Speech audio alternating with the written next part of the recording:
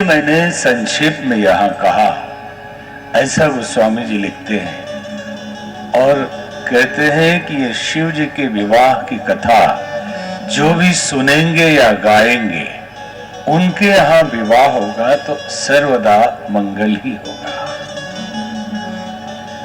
ये कथा भगवान राम की है, लेकिन अभी तक राम जी की कथा प्रारंभ नहीं हुई।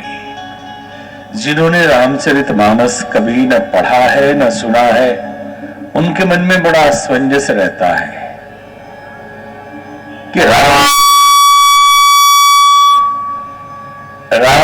कथा की जगह शिव कथा कैसे सुना दिया। अब या तो कम या तो ज्यादा। याज्ञवल्क्य ऋषि भरद्वाज जी से कहते हैं, पढ़ाओ जैसे था वैसे कर तो ठीक था, कि हे भरद्वाज, आपने मुझसे राम कथा पूछी थी, मैंने आपको शिव कथा सुना दी। शिव जी का और राम जी का बड़ा गहरा संबंध है। यूं तो एकम सत विप्रा बहुधा वदंती, ईश्वर एक ही है, सब अलग अलग ज्ञानी लोग अलग अलग रूपों में उसकी व्याख्या करते हैं। थोड़ा और बढ़ाओ, थोड़ा और बढ़ाओ। बहुत ऐसे प्रसंग है जहां शिव जी राम जी की पूजा कर रहे हैं और राम जी शिव जी की पूजा कर रहे हैं। तो यहां गोस्वामी जी लिखते हैं,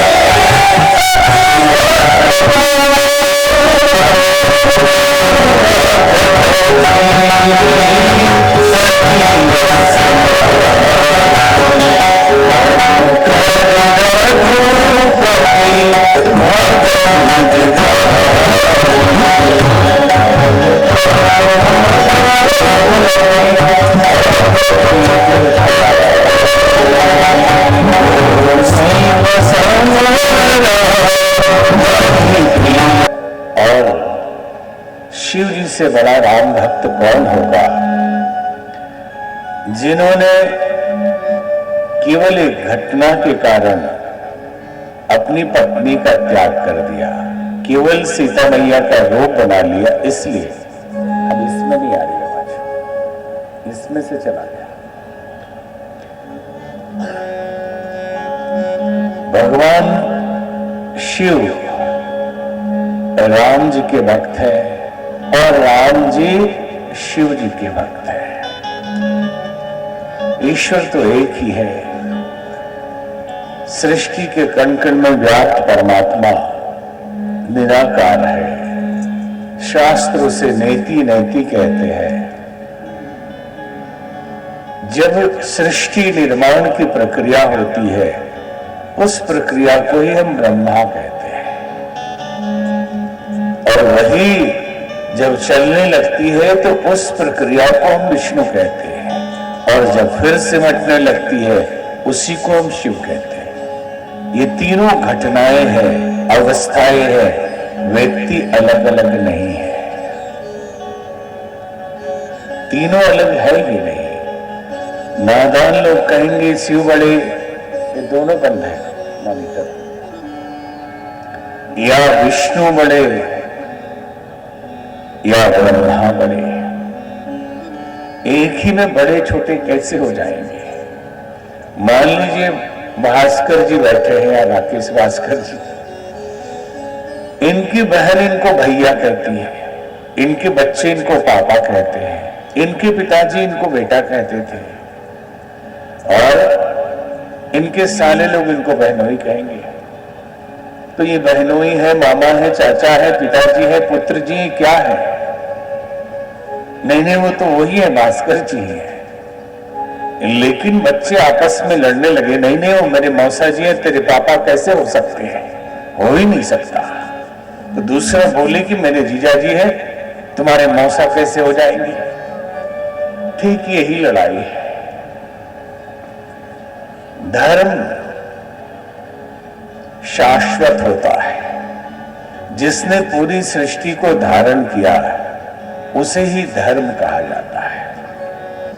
और उसमें भी धर्म अलग अलग हो नहीं सकता। धर्म सनातन है। छोटी बुद्धि वाले सोचेंगे कि शायद इनका धर्म है इसलिए बोल रहे हैं। सनातन का अर्थ क्या है? सनातन मतलब वो सिद्धांत जो कभी पैदा नहीं हुआ, न कभी मरेगा, यूनिवर्सल ट्रूथ है, जो लॉ ऑफ नेचर है, वो सनातन उसको कहा जाता है। इसमें साउंड क्यों नहीं हो रहा? दूर से आ रही आवाज। ये आपका दोनों मॉनिटर बंद है। बोलिए राजा रामचंद्र भगवान की।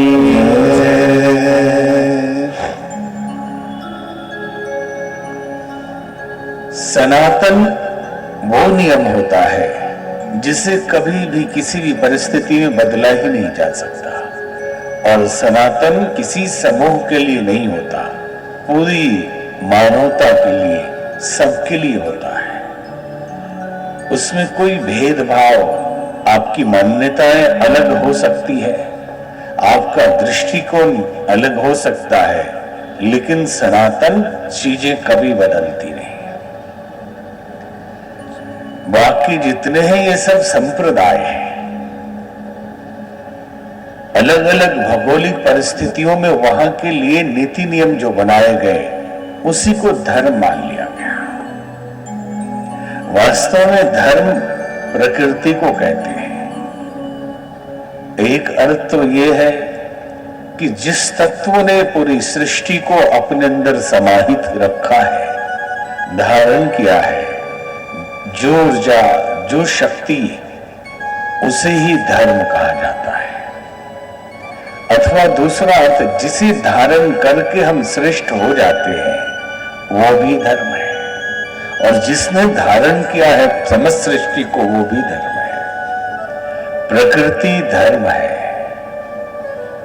आप जब केमिस्ट्री पढ़ते हैं तो जब हिंदी में पढ़ते हैं तो पदार्थ का गुण धर्म पढ़ते हैं कि इसका धर्म क्या है,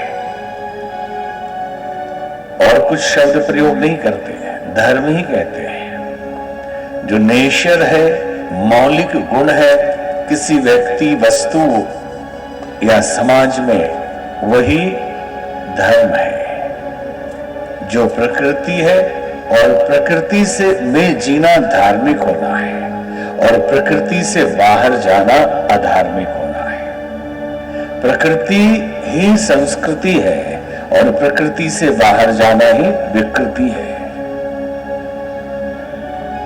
बाकी जितने भी संप्रदाय बने, वो भौगोलिक परिस्थितियों के कारण उनके नियम अलग अलग बन गए। जहां रेगिस्तान था, पानी का अभाव था, तो थोड़े पानी से यहां गिरा के काम चला लीजिए, पाइप वाले लोटा का प्रयोग करिए। जहां साग सब्जी नहीं, वहां जो भी मिले गधा घोड़ा खा लीजिए, यही धर्म है वहां के लिए। लेकिन यहां तो पानी पानी, डुबकी लगाओ, क्या दिक्कत है? और यहां सब्जी खाओ, क्या दिक्कत है? नहीं, उस भौगोलिक परिस्थिति के क्षेत्र में बनाए गए नियम को हम सब जगह लागू करेंगे। क्यों भाई, यहां की प्रकृति के हिसाब से नहीं है। जैसे कहा जाता है कि स्नान करके ही आप मंदिर में जाए, धुले कपड़े पहन के ही जाए, और ये भी कह देते उन्हीं वस्त्र में कोई दोष नहीं है। क्यों दोष नहीं है? ये भी तो कपड़ा है। दोष इसलिए नहीं है कि पहले के जमाने में लोगों के पास 2-3 कपड़े सूती होंगे तो एक ही कपड़ा ऊनी होगा, और ऊनी कपड़ा एक बार धो दे तो 2-3 दिन बाद ही सूखने वाला, अगर धूप न निकले तो और समय लग जाए। तो बोले ऊनी कपड़ा धोना महीने में कोई बात नहीं, पहन सकते हो, हमारी सुविधा के लिए ये नियम बनाए गए। ये धर्म नहीं है, ये जीने के लिए नीति नियम है। धर्म को 3 पार्ट में अगर बांटेंगे तो outer part of religion, religion शब्द धर्म के लिए उपयुक्त नहीं है, लेकिन दूसरा है ही नहीं, इसलिए रिलीजन बोल देते हैं। बाहरी भाग जो धर्म का है उसे हम कहते हैं मोरलिटी, एथिक्स और नीति नियम। और ये नीति नियम हमेशा भौगोलिक परिस्थितियों से और समय अवस्था से प्रभावित होकर बनाए जाते हैं, जिसे हम नैतिकता कहते हैं। संभव है कि जो एक संप्रदाय की नैतिकता दूसरे के लिए महान पाप हो। एक संप्रदाय में चचेरी बहन से शादी करना धर्म है। चचेरी बहन तो छोड़ दीजिए, पाकिस्तान का टीवी हम देख रहे थे, बाप ने बेटी से शादी की और बेटी भी खुश थी कि मैं अपने पिताजी की तीसरी पत्नी हूं। बेटी भी खुश है, तो वहां के लिए हो सकता है, हमारे यहां तो महापाप है। एक धर्म के नीति नियम का एक संप्रदाय का दूसरे संप्रदाय में एकदम विरोधाभास हो सकता है। हमारे यहां मंदिर में चप्पल जूते पहन के जाना महापाप है, लेकिन क्रिश्चियन का पादरी भी बिना जूता पहने चर्च में नहीं जाता है। आप कहेंगे वो पाप कर रहा है। भाई वो जहां पैदा हुआ है, जहां वो चर्च है, वहां इतनी ठंड है कि -डिग्री में है, अगर जूता पहन के ना जाए, पैर धो के हमारे यहाँ सीढ़ियों के नीचे थोड़ा पानी का जगह बना दिया जाता है। चप्पल जूते उधर खोलिए, पानी में पैर डालिए, फिर अंदर जाइए, मर जाएगा बेचारा। तो उसके लिए धर्म है। हमारे यहाँ आके वैसा ही करे तो अधर्म है। कई बार नैतिकता धार्मिकता मानी जाती है, लेकिन जिसे हम नैतिकता कहते हैं, बिना नैतिक हुए भी व्यक्ति धार्मिक हो सकता है। लेकिन नैतिकता समाज के लिए जरूरी है, परिवार के लिए जरूरी है, इसलिए नैतिकता का पालन करना चाहिए। कई बार उल्लंघन लगता है, जैसे सिगरेट पीना अनैतिक है।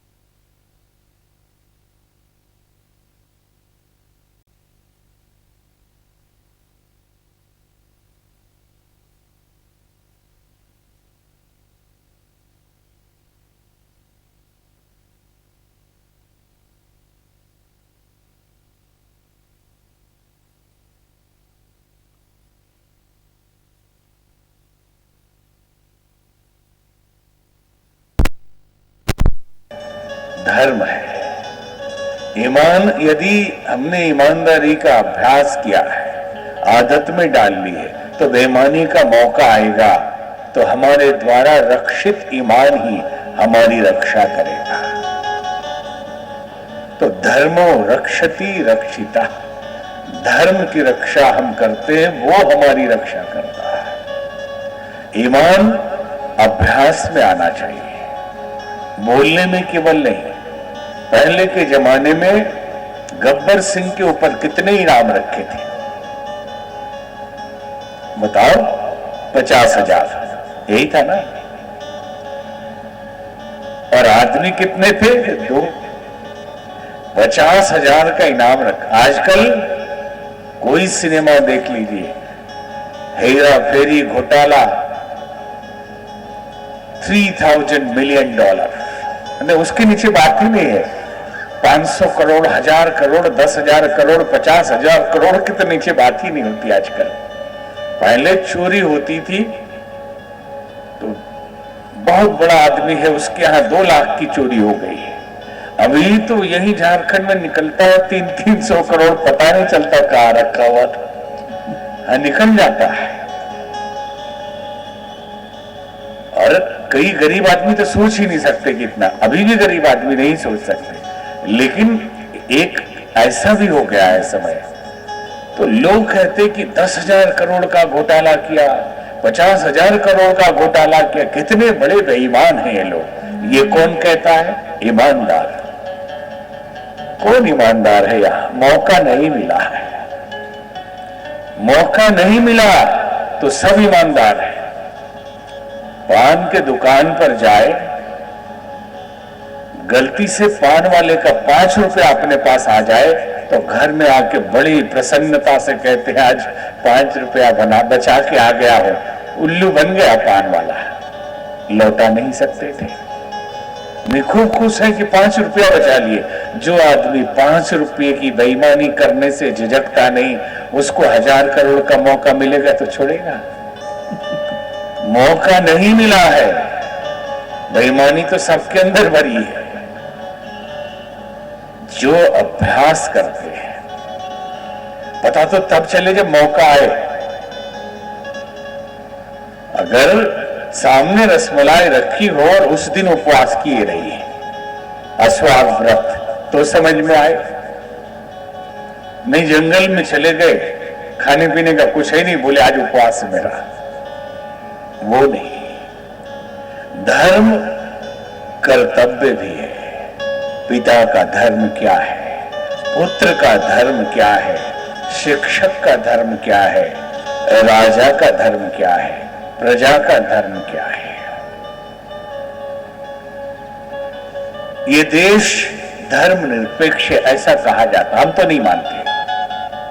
धर्म निरपेक्ष पहले तो हो ही नहीं सकता, क्योंकि धर्म यदि कर्तव्य है तो इस देश को कर्तव्य निरपेक्ष होना पड़ेगा, कर्तव्यों से बाहर जाना पड़ेगा। बिना कर्तव्य के काम करने लगेंगे लोग। एक, अगर धर्म निरपेक्ष कोई भी देश हो तो वहां एकता समता होनी चाहिए। किसी भी संप्रदाय के नाम पर भेदभाव नहीं होना चाहिए। तो यहां भेदभाव है, खूब भेदभाव है। आप जो नहीं समझ रहे होंगे हमारी बात, उनको लगेगा बहुसंख्यक के पक्ष में अल्पसंख्यक के विरोध में भेदभाव है। नहीं नहीं नहीं नहीं, ये गलतफहमी है। अल्पसंख्यक के पक्ष में बहुसंख्यक के विरोध में भेदभाव है। कैसे? आप गिनती कर लेना। किसी भी मदरसे, किसी भी मस्जिद पे कोई टैक्स है, और इसी पड़ोसी राज्य में बिहार पे मंदिर पे टैक्स है। 6% अगर घर में भी मंदिर बनाएंगे तो आपको देना पड़ेगा। और मंदिर में जो पैसे आते हैं उसमें से केवल बिहार में 86 करोड़ दिया जाता है मदरसे और दूसरे। उसको क्षमता है, उसका कार्य है, किसी भी जमीन पे वो अधिकार कर ले, आप कोर्ट भी नहीं जा सकते। तो हम किस देश में रह रहे हैं? अगर ये सेकुलर है तो हर संप्रदाय के लिए बराबर अधिकार मिलना चाहिए था। हर धार्मिक स्थल को, किसी भी संप्रदाय का हो, बराबर अधिकार मिलना चाहिए था, लेकिन बराबर नहीं है। केवल दिखाई देता है कि ज्यादा लोग हल्ला मचा रहे हैं, जय श्री राम बोल रहे हैं, लेकिन अधिकार कहां है? और ये सेकुलर देश है? नहीं है, भेदभाव है। सेकुलर होता तो भेदभाव कैसे होता?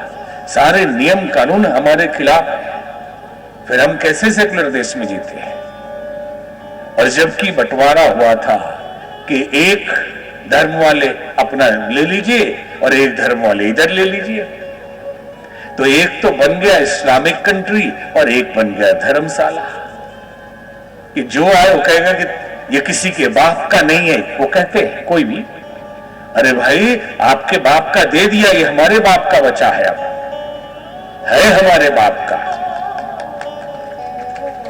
लेकिन फिर भी सनातन का मूल मंत्र है कि जो है सबका है, ये मिलजुल के रहिए, अधिकार सबको बराबर दीजिए। इतना छद्म वेश में आज तक की सरकारें भेदभाव करती रही और हमें पता भी नहीं चलता रहा कि क्या हो रहा है। ये तो दक्षिण के मंदिरों का तो पता था कि पैसा सरकार लेती